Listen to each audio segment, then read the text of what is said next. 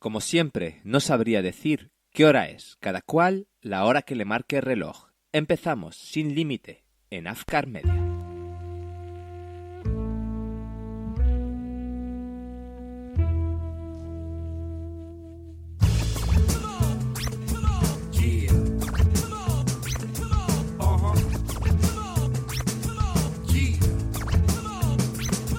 Libertad, yo dime libertad, libertad, libertad, yo dime libertad, libertad, libertad, yo dime libertad, libertad, libertad, yo dime libertad, libertad.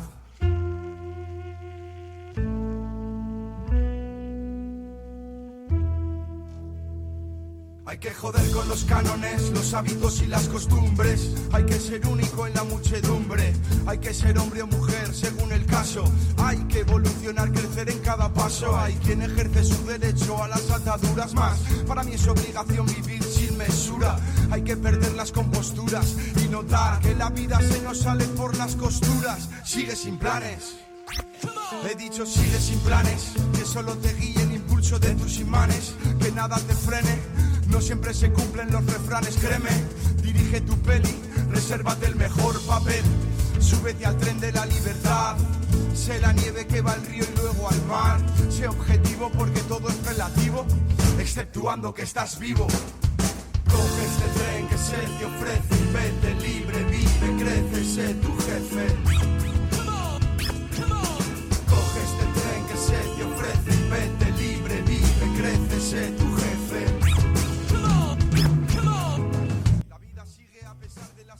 Y empezamos programa esta semana con el mejor análisis, como siempre, con Adrián Moros. Hola, Adrián.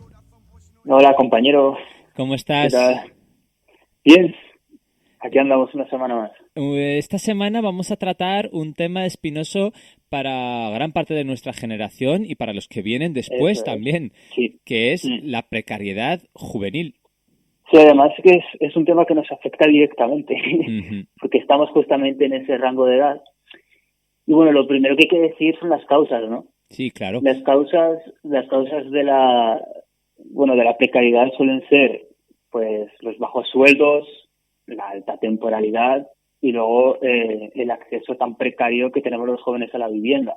Todo esto está ligado, digamos, a la última información, ¿no? Respecto a la situación de los jóvenes, respecto al mundo laboral. Eso es. Además, es curioso porque nuestra generación anterior, la que cumplió los 20 años sobre el año 2006, justamente previo a la crisis, resulta que tenían un índice de temporalidad relativamente bajo, de un 15%, y a nuestra generación tenemos un 27% de temporalidad, con las bajadas salariales que esto influyen.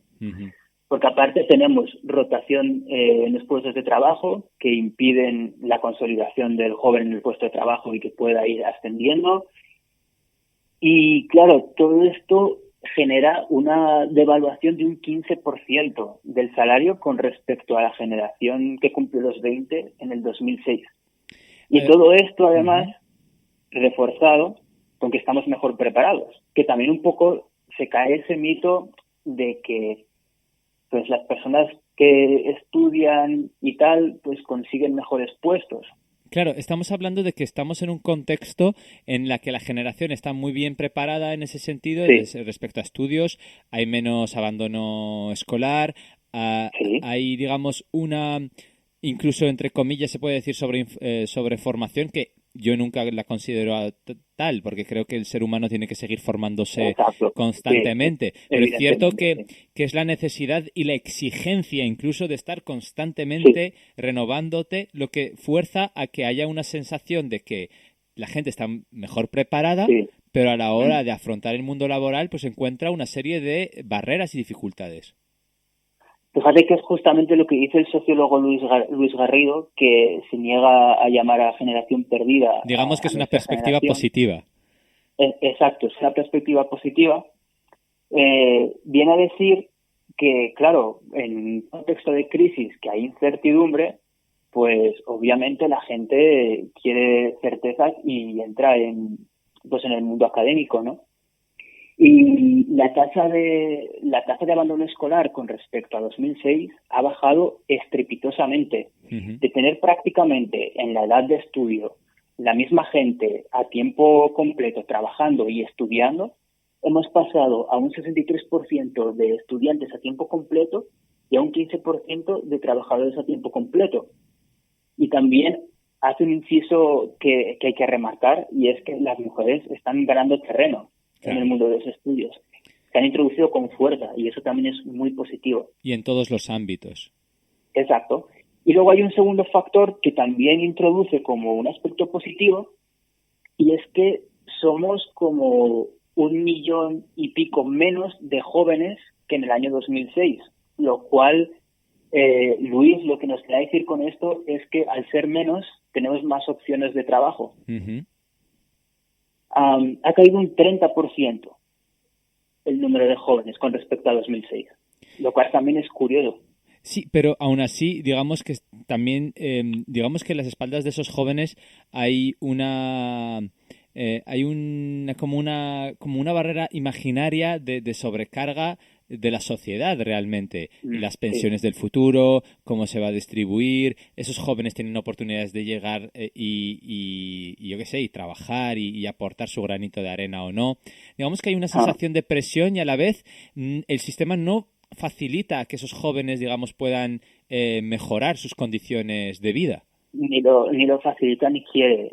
Yo tengo una amiga que justamente ahora se está iniciando en el mundo laboral, una persona que ya tiene su máster y que bueno, que en la empresa en la que está le exigían, bueno, en la que estaba, le exigían que para poder continuar como becaria, porque era la única opción que le dejaban para continuar dentro de la empresa, tenía que ponerse a estudiar un máster, con todo lo que eso implica. Paga de media unos 6.000 euros para cobrar un sueldo de becario. De 300 euros aproximadamente. Un año más, que es que básicamente eso implica que vas a pagar más porque ni siquiera vas a poder costearte con ese sueldo lo que te va a costar el máster. Y directamente pagas por trabajar. Sí, a ver, siempre con la promesa futura de tal vez. Claro, promesas futuras que es muy complicado que se cumplan. Y todo esto también está ligado a otro contexto un poco de dificultad, que es el de poder emanciparse, que la generación nuestra encuentra unas dificultades serias a la hora de querer vivir su vida. Tiene que estar siempre ligado a la familia de alguna manera. Es que los datos no caen del cielo, siempre hay una explicación. Hay un dato que dice que los jóvenes españoles nos independizamos en una media de 30 años, frente a la media europea, que es de 26. Entonces, claro, esto tiene que ver, pues lo que hemos dicho al principio, salarios bajos y encarecimiento de los alquileres. Eso es lo que yo iba a recalcar ahora. Eso es. Que además lo del precio del alquiler es una manera, digamos, abusiva sobre lo que es la generación futura. Sí, evidentemente. Además, hay 3 factores principales.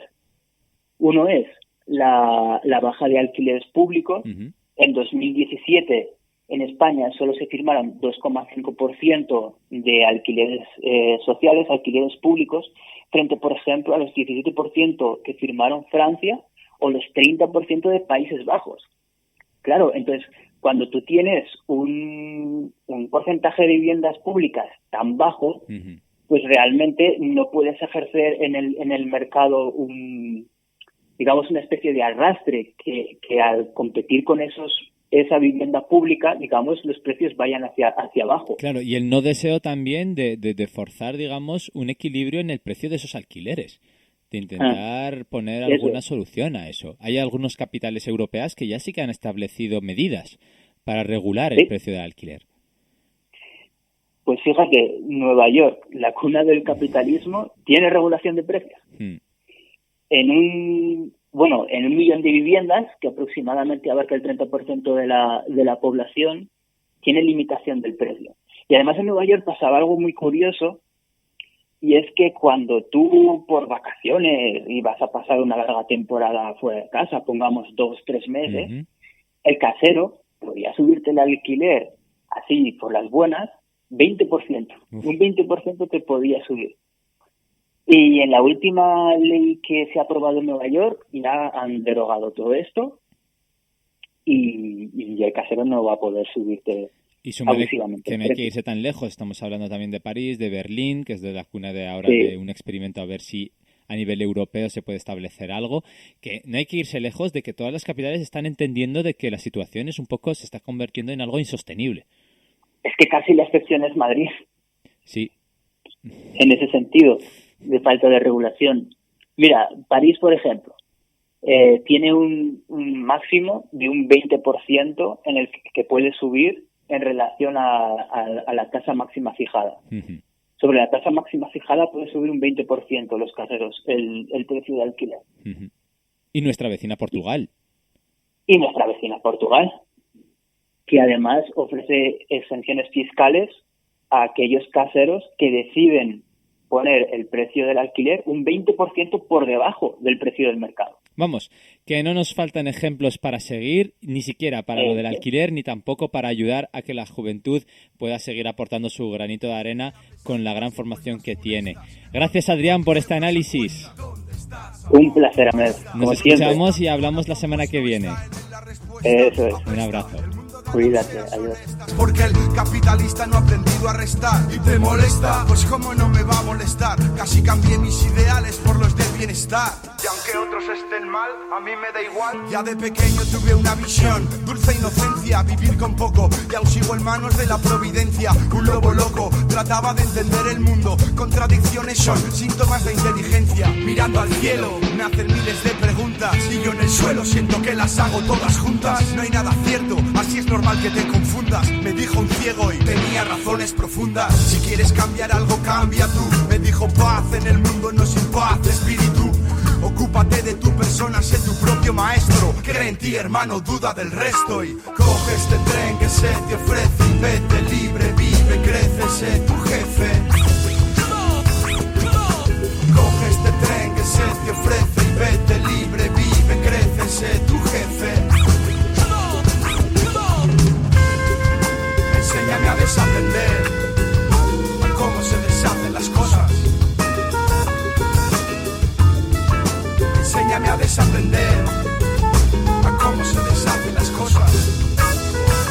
Y dime libertad, yo dime libertad, libertad, libertad, yo dime libertad, libertad, libertad, yo dime libertad, libertad, libertad, yo dime libertad, libertad, libertad, yo pide libertad, libertad, libertad, yo pide libertad, libertad, libertad, yo pide libertad, libertad, libertad, yo pide libertad, libertad. Una semana más empezamos esta vuelta por España con Georgina Ortiz. Hola, Georgina. Hola, Med. Pues contigo esta vez ya no volvemos a empezar desde el norte, sino desde el sur, desde tu tierra, en Extremadura, que ya has vuelto. Sí, ya he regresado. Bueno, y nos vas a traer una agendilla llena de festivales en la región.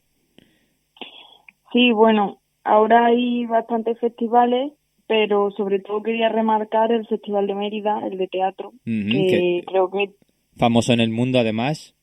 Efectivamente, todos lo conocemos bastante. Y bueno, me parecía interesante que este año, por ejemplo, llevan ya 65 años celebrándolo.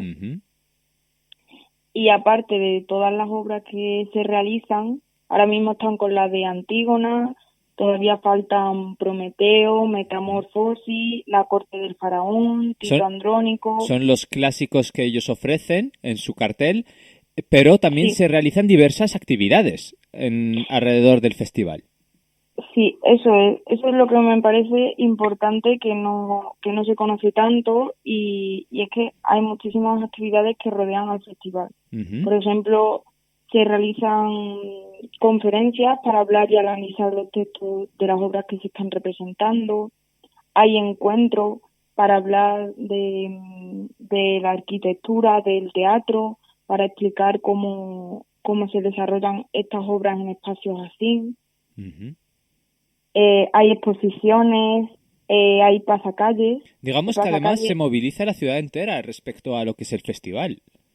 Sí, todo, o sea, toda la ciudad se involucra y hay actividades por todos sitios para para difundir pues lo que es el teatro y la cultura clásica que muchas veces no termina de llegar a la gente, siendo un arte que es bastante... Que es fundamental, además. Sí. Pero tengo entendido de que no solo se concentra en Mérida, sino que también hay en regiones de alrededor zonas que apoyan, digamos, el festival. Sí, hay en diferentes localidades en Extremadura hay pequeños teatros romanos que no son tan grandes ni tan impresionantes como el de Mérida, pero que también tienen bastante importancia. Y son, por ejemplo, el de Medellín, Regina y Caparra, los que suelen participar con el Festival de Mérida de teatro, y se representan obras de las ediciones pasadas. Uh-huh. En esas zonas, pero en apoyo, digamos, al festival que se centra en Mérida. Sí. Por ejemplo, se representará en estas localidades la de Hipólito, que ya se hizo el año pasado en el Teatro de Mérida. Y cuéntanos, ¿en qué fecha se comprende el festival? Pues el festival se comprende desde el 27 de junio hasta el 25 de agosto. Uh-huh. Es un tramo amplio de obras, de disfrutar de las actividades y de disfrutar también de Mérida, que es una ciudad maravillosa, es preciosa. Sí, merece muchísimo la pena ir porque, todo el tema romano allí es increíble. Todo lo que hay, todos los monumentos, el museo es precioso.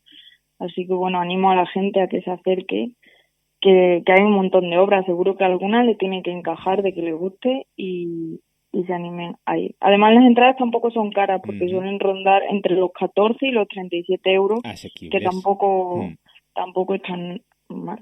Pues del teatro al séptimo arte. Cuéntanos, también hay otro festival por la región de cine.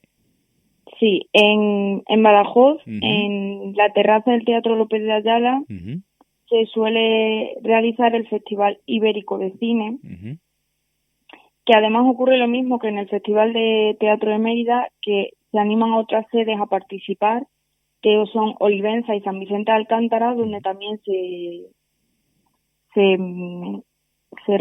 reproducen algunas de las películas de años anteriores. No, aquí se reproducen, las que se reproducen año en el Teatro López de Ayala de Badajoz, se están también ahí. Y este año es del 15 al 20 de julio. La película con la que se ha estrenado es Raiva, que tiene 6 premios Sofía. Y luego el año pasado se inauguró con Carmen y Lola, que luego tuvo mucho éxito a nivel internacional. Pues apuntamos esas dos fechas para poder ir tanto al Festival de Teatro de Mérida como al Festival de Cine en Badajoz. Y gracias por contárnoslo. Como siempre, la semana que viene volvemos a contactar, Georgina. Eso es. Bueno, Ahmed, un beso y un abrazo. Adiós. Y en esta vuelta por España repleta de festivales, después de conocer el Festival de Teatro de Mérida, el Festival de Cine de Badajoz, nos desplazamos a Castilla-La Mancha con Celia García Ceca. Hola, Celia. Hola, muy buenas de nuevo, Ahmed. ¿Cómo estás?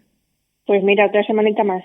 Pues mira, esta semana además que estábamos en esta vuelta de España, que vamos a concluir contigo, hablando de festivales, y tú nos vas a traer uno bastante hermoso en la región. Sí, uno más, porque esa tierra parece que está repleta de festivales. Bueno, pero en estos festivales merece la pena. Sí, por lo menos es algo distinto para hacer en verano, porque muchas veces aquí, al estar en el centro, alejados de la playa, que es el único, parece ser, destino vacacional para muchos, pues oye, también está bien tener cosas distintas. En este caso es un festival internacional y cuéntanos sobre él. Pues es un festival internacional, como bien dices, pero en este caso es de folclore, de bailes típicos de las zonas, de los países. Este año se celebra, ya van 37 años en el que se viene celebrando este festival, y en este año en concreto los países invitados, porque cada año se invitan a un par de países para que la ciudad conozca, Ciudad Real en concreto, para que conozca pues eso, el baile típico de cada país, la vestimenta, el vestuario, que es muy, muy, muy interesante. Ahora te contaré por qué. Este año los países invitados son Benín, Rusia y Senegal. Y es un festival que lo organiza, a su vez, una asociación de coros y danzas Mazzantini, que es, digamos, la asociación que organiza el folclore en Ciudad Real, la más reconocida a nivel de la ciudad en cuanto al baile típico y al folclore. Y te decía que es muy interesante y muy apasionante de ver, porque yo el año pasado tuve la suerte de poder estar allí, porque tuve que hacer prácticas en un medio de comunicación de la capital, sí. Y tuve que ir a cubrir el día del desfile, que es por la Plaza Mayor, van presentándose ante los vecinos, cada uno de los países, y suben hasta un escenario donde después hacen el baile típico.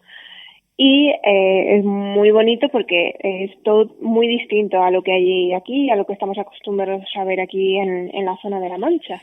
Tanto la ropa como los bailes y la música también. Sí, cuéntame una cosita. Para disfrutar, digamos, de las actividades, de los diferentes bailes y demás, ¿hay que pagar algún tipo de entrada? ¿Hay que ir a algún auditorio? Nada. Es en la Plaza Mayor, al aire libre, se ponen, hay sillas, y si las sillas se agotan, que normalmente suele ser porque va más gente de la que las sillas permiten, pues de pie o en los bancos que hay se puede disfrutar perfectamente.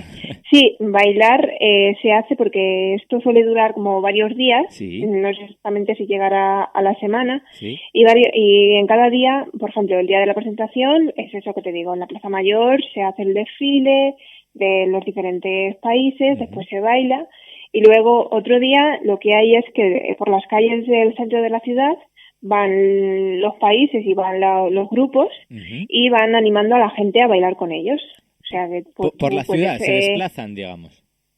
Sí, por lo que es por las calles principales del centro, van bailando, van con su música y van con sus bailes, y la gente puede bailar con ellos y puede aprender los diferentes bailes, aparte de la jota manchega, vaya. Pues es una cita maravillosa para poder visitar y disfrutar, digamos, también en familia, con amigos, aprender un poco culturalmente de qué tipo de bailes y músicas hay en el exterior, y eso está muy chulo.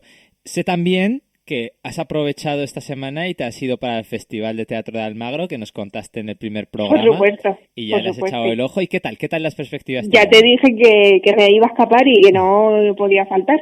Y sí, estuve este martes pasado y espectacular, como siempre, porque yo llevo ya yendo 2 años y vaya, es maravilloso.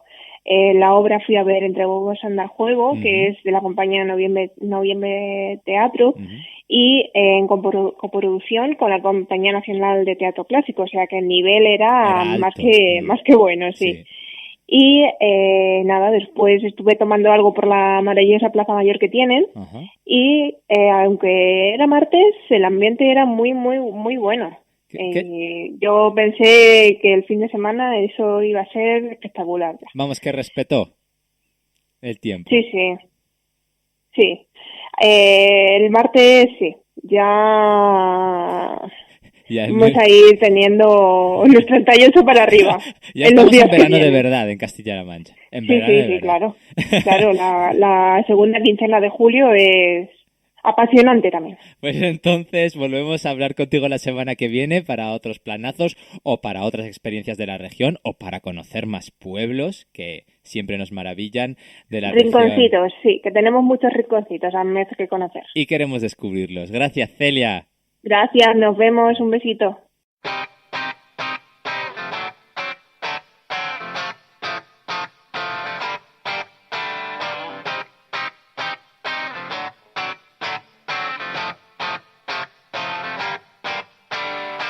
Cuando se muere un escritor, se decolora una letra y quedan tristes en el suelo un buen puñado de almendras. Cuando escapa un preso quedan un montón de amuletos que ahora son solo recuerdos que ya no tienen pareja. El amor es una estría olvidada, que incluso disipada en contra de la apariencia, penetra la carne y la grieta, como una bomba de fragmentación desgarra miles de miembros de sus cuerpos candentes. La amistad es la palabra que cura. Cuando todas las asperezas nos han arrancado las vísceras y ya no nos quedan uñas con las que combatir la vida. La luz es un bálsamo que quema e inunda, y que da vida y muerte en iguales proporciones. Por eso los platónicos miran al sol, para quedarse ciegos al volver a la caverna, y los cautivos inventamos bombillas para hacernos tímidos compañeros de la indulgencia. Estos versos son de David Lorenzo Cardiel, un poeta, autor de Tierra de Nadie, y que está con nosotros en el programa de hoy. Hola, David. Muy buenas. ¿Qué tal estás? Bien, aquí estamos. Para que sepan nuestros oyentes, David, además de un gran poeta, un escritor, una persona que se ha hecho a sí mismo en el mundo de la literatura, es un gran amigo, es un enorme placer el entrevistarte en el programa de hoy. Yo quería preguntarte directamente, ¿cómo ha sido eso de impulsarte en el mundo de la literatura, dadas las dificultades en las que se vive, digamos, el sector en estos momentos? Bueno, pues realmente es una pasión. Yo creo que es lo que nos vertebra a todos los escritores. El ánimo desde jovencitos o desde el momento en el que sentimos la necesidad de escribir, de lanzarnos a la aventura literaria. Primero como un hobby, como una afición, un deseo de contar, porque es lo que es la esencia de la literatura. Contarnos a nosotros mismos y contar también a nuestros lectores aquello que deseamos transmitir. Yo, en mi caso, por ejemplo, comencé muy de niño, con apenas 10 años, donde escribí una primera novela de 70 páginas, que ahí tengo olvidada porque, bueno, pues son de esos escritos que los tienes ahí escondiditos en un cajón. Sí, ahí los tengo guardados, digo, bueno, esto que se queda aquí, que son, bueno, pues primeros esbozos de infancia, ¿no? Sí. De esa pasión literaria. Y desde entonces, mi vocación literaria sí que es verdad que ha ido creciendo con los años. Y sobre todo la poesía, que surgió, bueno, pues con los primeros versos adolescentes, los versos de amor, románticos, que se escriben en esas edades. Y luego, sobre todo, cuando llegué a la veintena, es cuando necesité transmitir algo más profundo en esa poesía. Y digamos que en ese momento se ha profesionalizado tu trabajo. Se podría decir que sí, aunque claro, profesionalizar es una palabra quizás de demasiada envergadura, porque claro, el ambiente literario es una constante carrera de obstáculos, un solitario ejercicio de escritura y también de llegar a los lectores, que es la mayor dificultad y el mayor reto que tenemos en esta profesión. Digamos, ¿qué autores, digamos, te han inspirado en esa evolución tuya? El acervo de autores es bastante curioso en mi caso. Por un lado está Manuel Vilas, por su modernidad, por su verso limpio, pero al mismo tiempo evocador del tiempo actual, desprejuiciado. También tengo a Antonio Machado como referente, por su claridad, por su visión luminosa también del mundo y al mismo tiempo oscura. Esa visión agridulce que todo lo llena y que es tan poética. Y sobre todo, como digo, expresado con claridad. A Marta Zumbuena, que es una poeta, además nacida en Zaragoza, que ahora reside en Barcelona, y que tiene una pulsión poética simbólica muy fuerte, que intenta ahondar en el origen de las cosas, en su raíz.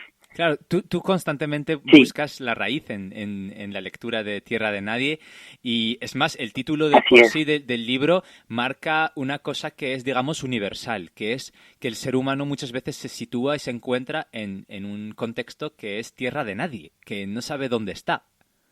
Así es, Amés. Tierra de Nadie surgió además en esa continuidad poética de mi trabajo entre los años 2014 y 2016. El título se lo puse al libro después de tenerlo construido, porque me gusta escribir cada poema por separado. Y claro, mi verdadera vocación ni siquiera es propiamente la escritura, es la filosofía, que es lo que me emana desde la niñez.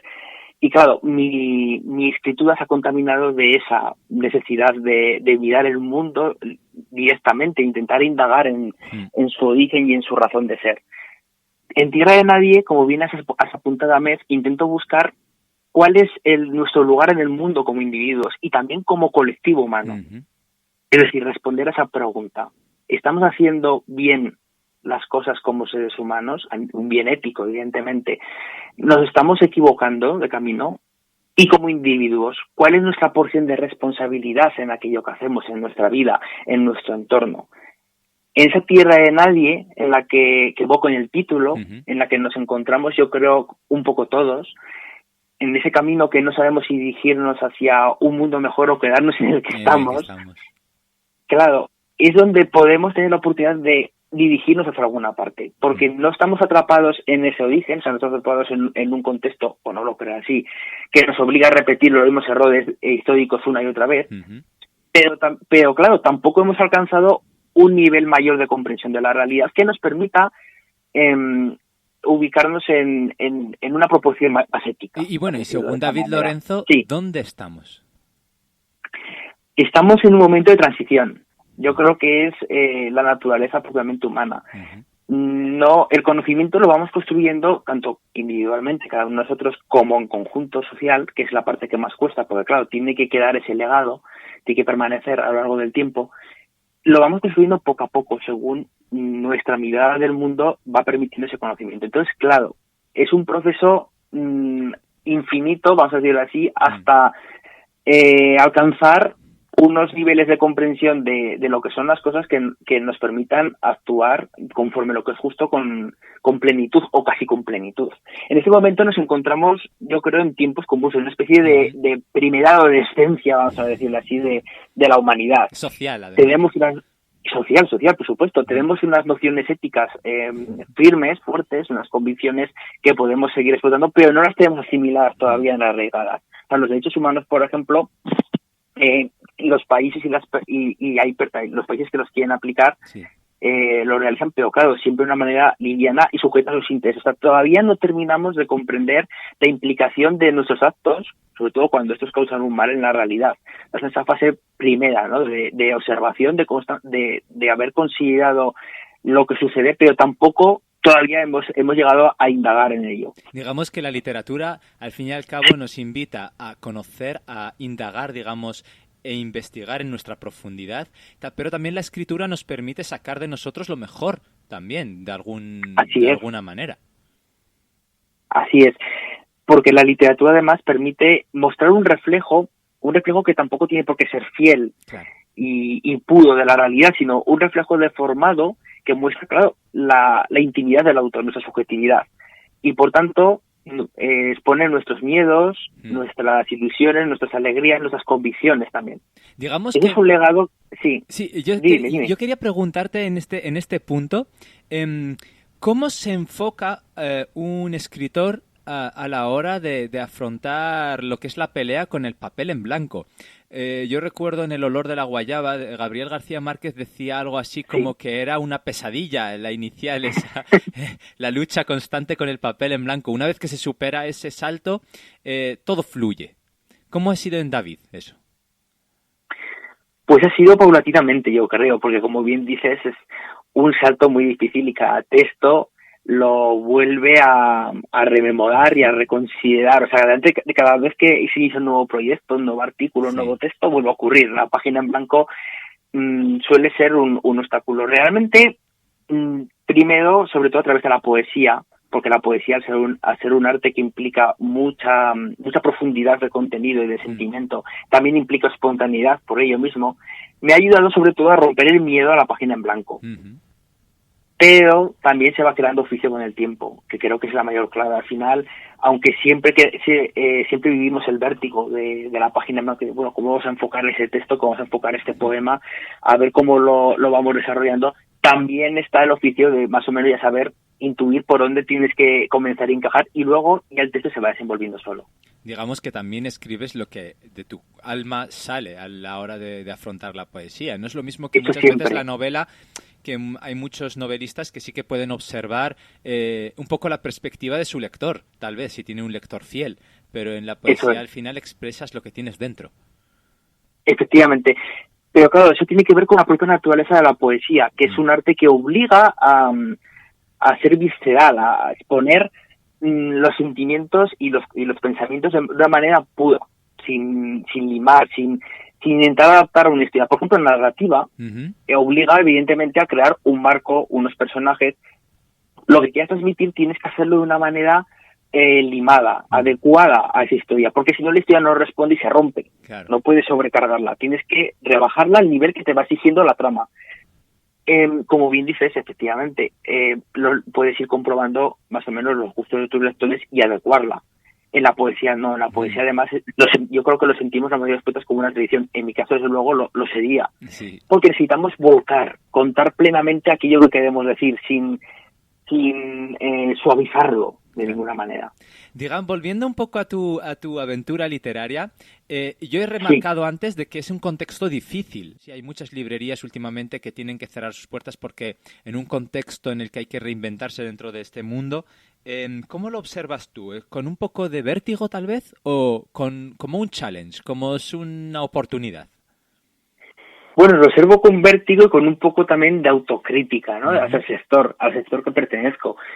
Yo creo que, el origen del cierre de las librerías, yo lo achaco también a que hay un motivo radical en la sociedad, que es que no se lee porque se tiende a la irreflexión.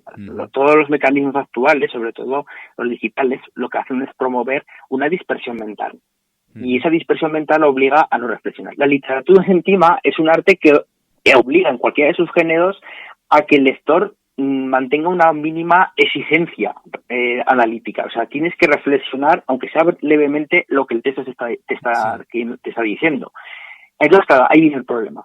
Una sociedad que tiende a hacer la reflexión y un arte que obliga y exige una mínima reflexión. Pues entonces, lo que está ocurriendo es que hay una pérdida paulatina de lectores entendido no como aquel que lee un libro de vez en cuando, sino lectores fieles, que leen habitualmente X libros al año. Sí. Y además, por ejemplo, hay una concepción social respecto a, por ejemplo, a la hora de leer, que es cuando le preguntas a cualquiera, ¿cuándo has leído últimamente? A mí me encantaría leer, pero no tengo tiempo. Y es en plan, bueno, pero leer también puede ser un hábito, ¿no? Un hábito constante como es el encender la televisión y observar un programa. Leer podría ser algo de hábito constante en tu día a día. Efectivamente, es un hábito y yo creo que un placer, sobre todo para quienes lo descubrimos en abundancia. Porque claro, si lees un libro de vez en cuando, pues a lo mejor te ha gustado la historia o no te ha gustado. Claro. Pero cuando uno se habitúa a leer, vas adecuando tu mente a esa necesidad de reflexión, a esa lectura, y es un placer. Yo creo que aquí está la gran clave. Muchas veces se peca en el sector de la literatura, en el mundillo literario, de hacer un poco el discurso clerical. Sí. La literatura te va a salvar, te hace más inteligente, te hace mejor. Pues no necesariamente te va a hacer mejor, pero sí es un placer leer que quizás muchas personas se están perdiendo y por tanto debería, yo creo, ir enfocada en la muestra por ahí, o sea, mostrar buenos libros con independencia de qué editorial estén detrás ni qué autores, libros que hayan gustado, impresionado a bibliotecarios, a libreros, a personas que pertenecemos y que hacemos posible que existan los libros y por tanto transmitir a nuestros semejantes aquellos libros que verdaderamente nos han causado pasión. Porque esa yo creo que es la única vía de generar lectores, mostrarles lo que nos ha gustado y permitirles que ellos elijan. Y cuando elijan y descubran qué libros y qué tipo de literatura es la que les gusta, cuando se irán haciendo poco a poco adeptos, porque los libros se irán adentrando en ese mundillo. La verdad es que esta conversación me está fascinando. Yo estaría aquí horas charlando sobre la literatura y sobre este mundo. Pero es cierto que tenemos un tiempo limitado y yo no quiero desaprovechar el tiempo para preguntarte qué proyecto ahora viene o si nos puedes adelantar algo sobre lo que viene después de Tierra de Nadie. Puedo y además con mucha ilusión. Ahora mismo está en la fragua de los editores un nuevo poemario que se titulará Hablar despacio y que espero que salga en otoño. Todavía no tenemos confirmado en qué mes se producirá el lanzamiento, pero por ahí. Nosotros estaremos echándole el ojito y estaremos al tanto de esa salida porque la verdad es que es un verdadero placer charlar contigo, David. Yo no sé, no sé cuánto tiempo tienes, pero si alguna otra ocasión a lo largo de este verano te apetece volver a charlar sobre literatura, la verdad es que este es tu sitio. Ya te digo de que a nosotros nos fascina el mundo literario y sobre todo los entresijos que hay detrás, que tú además lo traes maravillosamente bien. Estaré encantado, Mes. Muchísimas gracias, un fuerte abrazo, David. A vosotros, un abrazo. Suerte. Y es que me gusta la vida que tienen los libros prestados, esos que se dejan querer, que pasan de mano en mano. Así amontono los infiernos que para mí son el cielo y colecciono amarguras, a veces con forma de beso. Y vamos como cada semana con nuestra sección de qué ver, qué leer y qué hacer, entretenimiento, aprendizaje y diversión para este verano. Y empezamos con la recomendación audiovisual. Hola, Javier. Hola, Med, buenas. ¿Qué tal estás? Muy bien, aquí estamos. Otra semana más. Pues esta vez, Javi, nos vas a traer un peliculón también de los buenos. Un poco más antiguo que Bohemian Rhapsody, pero de los que apetece siempre ponérselo a la tele cuando te apetece ver una película. Esta semana os traigo Atrápame si puedes. Tenemos una reunión importante en la ciudad. Come esto. Vamos. Fíjate en esto. El director del Chase Manhattan, está a punto de abrir la puerta a tu padre.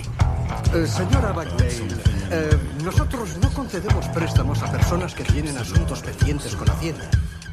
He ingresado $25 para que te compres lo que quieras. Vamos, a por todas. Querido papá, siempre me has dicho que un hombre honesto no tiene nada que temer, así que hago todo lo posible por no tener miedo. Siento haberme escapado, pero tú no te preocupes. Recuperaré lo perdido, papá. He decidido hacerme piloto de Pan American, la más fiable de las líneas aéreas. Me han admitido en su programa de entrenamiento y me han dicho que si me esfuerzo, tendré mi insignia muy pronto. Es del año 2002 y está dirigida por Steven Spielberg. Y ojito con el reparto porque, bueno, encabezan Leonardo DiCaprio, Tom Hanks, Christopher Walken. Bueno, la has visto, ¿no, Ahmed? Sí, además es un peliculón que desde su tiempo es reflejar a una serie de protagonistas que Spielberg ha podido, digamos, juntar en un mismo punto. Por ejemplo, Tom Hanks y Leonardo DiCaprio en esta película hacen unos papelones. Sí, es que además, bueno, DiCaprio venía a hacer Titanic, La Máscara de Hierro y Guns of New York, por ejemplo, que son tres peliculones, pero es que Tom Hanks venía a hacer Salvar al Soldado Ryan, La Milla Verde, Forrest Gump, Náufrago, o sea, es que... Venían, digamos, con un currículum amplio y bastante fuerte, bastante potente, y la verdad es que en esta película se ejemplifica, se muestra ese buen hacer también de Spielberg, que en sí es un director capaz de hacer una maravilla como esta, que en fin y al cabo es una historia real. Sí, porque además yo tenía a Spielberg un poco en la cabeza como ese creador que está en todas las cosas buenas, ese guionista, ese productor que pone el dinero, pero es que tiene una carrera de director que es que no se la puede nadie ni imaginar. O sea, si quieren nuestros oyentes investigar un poquito por curiosidad, antes de esta película, y bueno, después ya ni te cuento, tiene cada película en Spielberg que, en fin. Pues vamos a centrarnos en Atrápame si puedes. Sí. ¿Qué es lo que, digamos, visualizas tú como característico de esta película, como algo espléndido? A mí lo que más me gusta de esta película, no sé si te pasa a ti también, es un poco el juego psicológico que hay detrás de todo. Porque al final el personaje que hace DiCaprio pues es un joven que se ha ido de casa, que se han separado sus padres y un poco hace todo, a mí me da la sensación como para llamar la atención cuando encuentra el personaje que hace Tom Hanks, que es un agente del FBI que le persigue.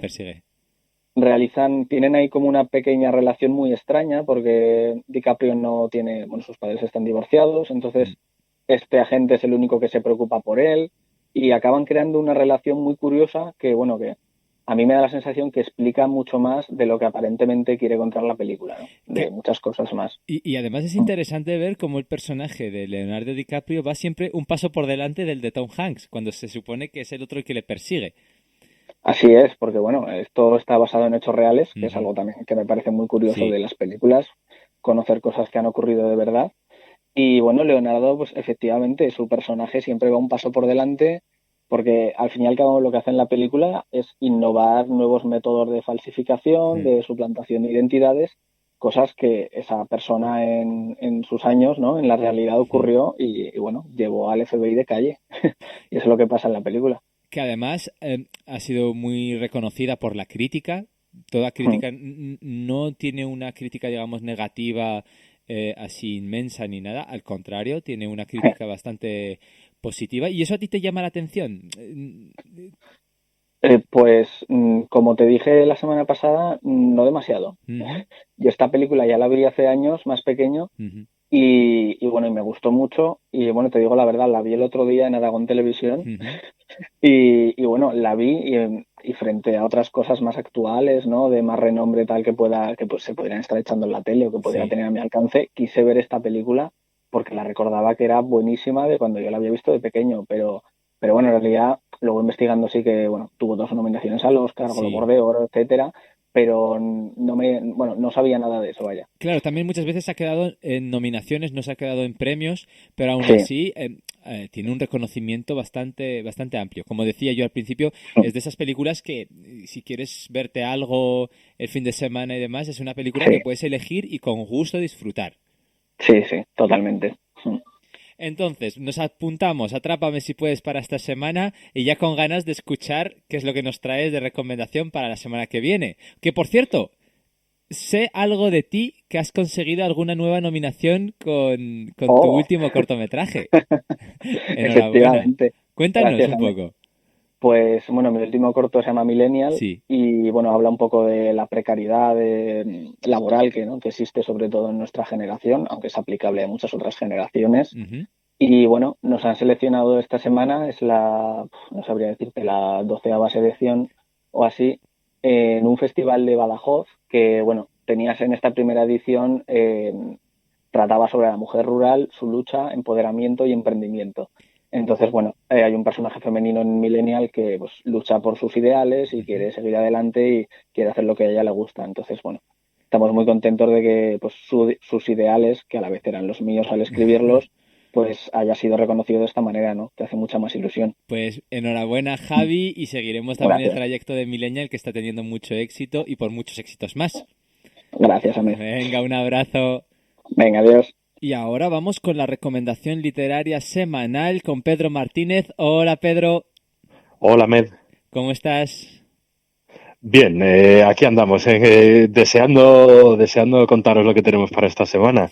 Pues en el contexto, digamos, político en el que vive el país estos días, con una investidura que está al borde, con diferentes, digamos, posiciones políticas que dificultan, digamos, el entendimiento, mucha gente estos días ha tildado de que vivimos en una situación complicada o compleja dentro de nuestro sistema democrático, pero si no recordamos nadie mal de que ha habido momentos más duros.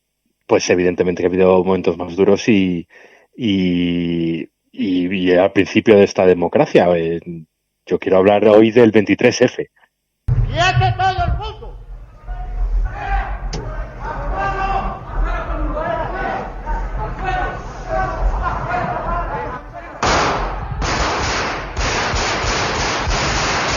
Todo el mundo recuerda estos gritos y está muy ligado a la recomendación literaria que nos traes esta semana. Sí, esta semana quiero hablar del libro Anatomía de un instante, uh-huh, del escritor español Javier Cercas. Uh-huh. El libro es una descripción exhaustiva de este momento histórico del 23F uh-huh, y sobre todo cómo se llegó a esta situación. Digamos que se tacha como casi como una crónica o un ensayo de la situación en ese momento. Sí, el libro, bueno, no es una novela. Javier Cercas escribe novelas y claro, tiene libros que no son novelas. Uh-huh. Esto no es una novela, es un ensayo, un reportaje extensísimo o como también se dice en las facultades de periodismo, una novela de no ficción. Sí.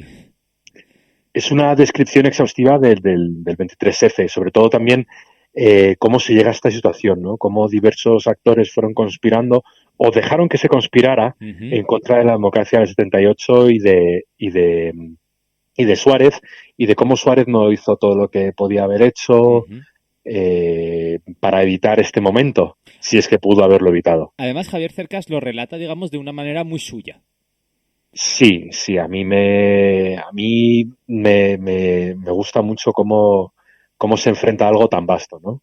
Algo tan importante, con tantos personajes, con tantas patas, con tantos hilos de los que se puede tirar, ¿no? Sí. Va más allá del audio que has recordado tú de del quieto todo el mundo, ¿no? O sea, es verdad que el libro cada capítulo viene precedido de la descripción de ese momento, ¿no? De cómo, porque además es muy visual, ¿no?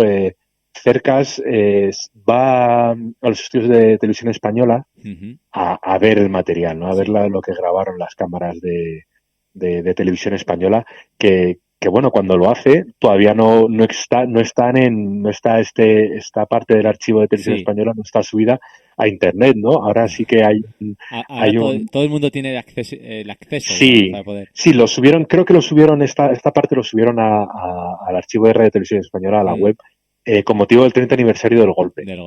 Vale, pero esto es anterior, esto lo escribe en 2009 Javier Cercas y bueno, lo estaría escribiendo años antes. Además, si no tengo mal entendido, es que también ha contado con relatos de primera persona, digamos, de periodistas, de políticos que han estado en esa situación para poder relatar. Sí, es que el trabajo de documentación a mí me resulta apabullante. Y la minuciosidad del relato es que es enciclopédico, ¿no? Él dice que, pues eso, habla con políticos, con militares, con guardias civiles, espías, periodistas, gente que vivió en primera fila los años del cambio, los momentos previos al 23F y el 23F en sí.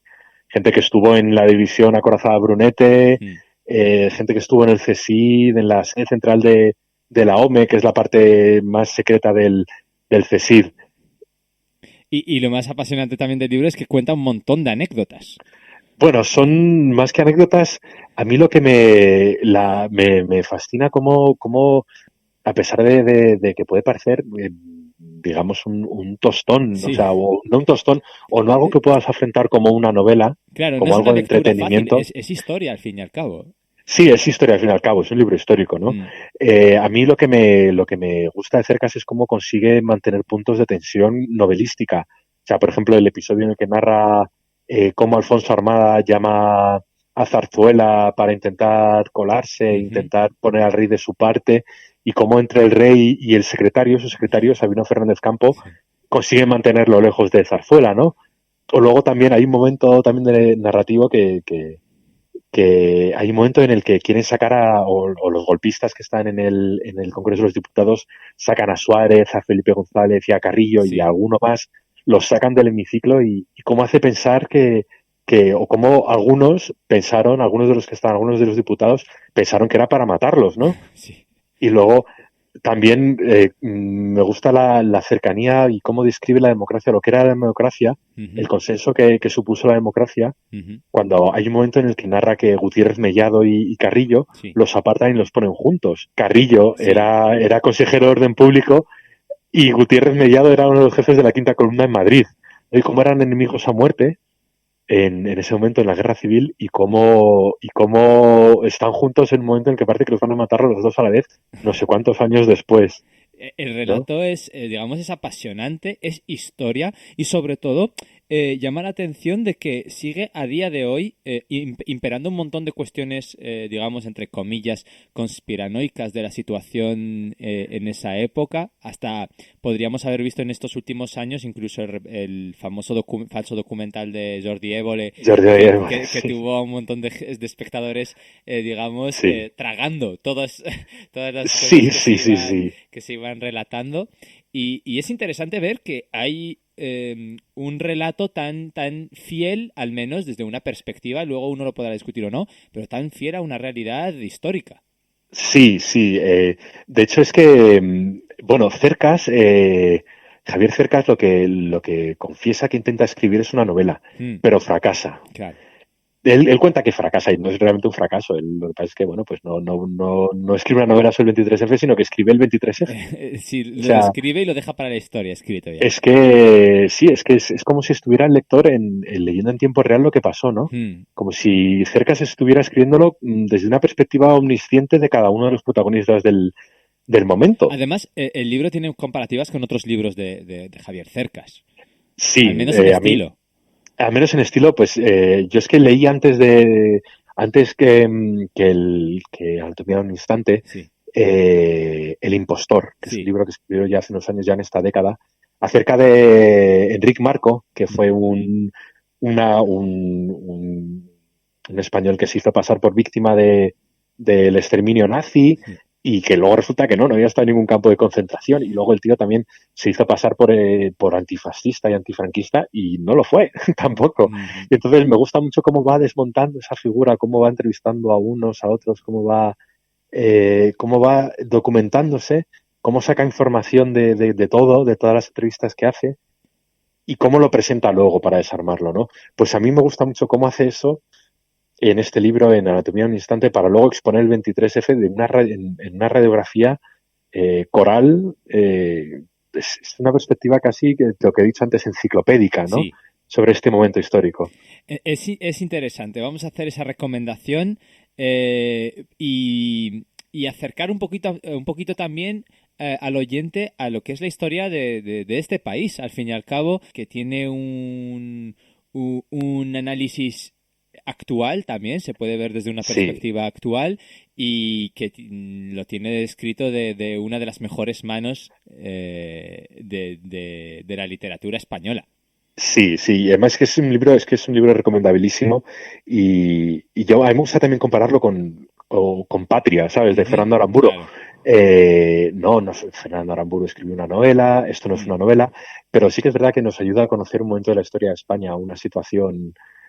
Pues esto Patria nos ha ido a conocer el conflicto vasco y esto nos está ayudando a conocer el 23F. Pues muchísimas gracias por la recomendación, Pedro. Gracias a ti, Ahmed. Hasta la semana que viene. Hasta la semana que viene. Y para finalizar las recomendaciones, como siempre, el plan que nos trae Cristina Vivó. Hola, Cristina. Hola amigos, ¿qué tal? ¿Cómo estáis? Pues muy bien, aquí con ganas de esperar y que nos cuentes a dónde nos desplazas, porque tengo entendido, después de que la semana anterior nos fueras a llevar a Benicàssim, en esta ocasión nos desplazas al sur. Así es, esta vez nos vamos al Starlight de Marbella, o sea, vamos. Que además últimamente es un festival que está teniendo mucho tirón. Es un festival que está creciendo cada año. Y este año, obviamente, no nos lo podemos perder y os voy a decir enseguida el porqué. Vale. Acláranos un poquito cómo es este festival, porque es de estos que te descolocan mucho. Son muchas fechas, es mucho tiempo, son muchos conciertos que no son muy seguidos a veces, en ocasiones sí. ¿Cómo funciona este caso? Exacto, dependiendo de la semana hay más conciertos o menos. El festival dura todo julio y todo agosto. En total son 46 fechas y bueno, todos los días hay alguien muy, muy top, ¿vale? Para eso estamos en Marbella, es el Starlight y es un pedazo de festival. Vale, ahora vamos a concretar, ¿en qué es lo que nos vas a invitar o a dónde nos vas a llevar? ¿En qué fecha? Pues mira, el día 23 vamos a ir a ver a Sting. Vale. El día 24 a John Legend. El 25 podemos disfrutar de Diana Krall. Y el 28 Ben Harper y los Innocent Criminals. Veo conciertos bastante interesantes que además tienen, digamos, un público muy amplio. Son estilos diferentes, músicas diferentes. Es muy diferente para quien le guste la música de verdad y además... Bueno, tengo una sorpresita para ti que me voy a dejar para el final. Vale. Vamos a dejarlo. No sé lo que será, pero vamos. Seguro que me va a salir por la tangente que no me lo espero. Bueno, sí. Tengo que decir que todos estos se realizan en auditorio, ¿vale? No es el festival que no es al aire libre, estos se hacen en auditorio. Vale. Entonces es mucho mejor el sonido y bueno, al final es un poquito más alto standing, por así decirlo. Sí, y es que hay una cercanía también entre el cantante y el público, ¿verdad? Sí, sobre todo los que paguen la entrada. Las caras. Bueno, entonces, ¿por qué? ¿Qué tramos de precios hay? Pues mira, tienes desde, por ejemplo, 98 euros, que es Sting, que es como la más barata de Sting, ¿vale? Pero también, por ejemplo, tienes Ben Harper, que está desde 24 euros, que es muy asequible, y Ben Harper es una maravilla ir a verlo. O sea, que... Estamos hablando que según qué conciertos, según cuánto público se estima, exacto, ¿no? Y luego las exclusivas que tienen unos precios bastante destacados, tal vez ya por la cercanía o por la experiencia. Sí, exacto, sí. No, que digo que Ben Harper que por 24 euros se puede ir a escuchar, a ver, y es una maravilla. Yo no me lo perdía, ¿eh? Ben Harper no me lo perdía. Pues todo eso lo apuntamos y antes de despedirte, no me dejes sin saber qué es la sorpresa que tenías preparada, porque ya me has dejado en asco. Tengo un artista preparado. Que también va a los conciertos, que también hace conciertos. También viene esta semana, concretamente el día 27. Ajá. Ya que no sabes quién es. Para nada, vamos. Te voy a dar una pista. A ver. ¿Qué pasará? ¿Qué misterio sabrá? Puede ser mi gran noche. Pero el gran Rafael, ¿no se ha retirado aún? No se ha retirado aún. Y hay que ir a verlo. Hay que ir a verlo, entonces lo apunta. Hay que ir a ver a Rafael. Lo apuntamos por el buen rollo que trae y también para cerrar esta sección. Muchísimas gracias, Cristina. Hablamos la semana que viene. Un besito muy grande. Un fuerte abrazo. Hasta luego, chao. Y nosotros vamos al cierre.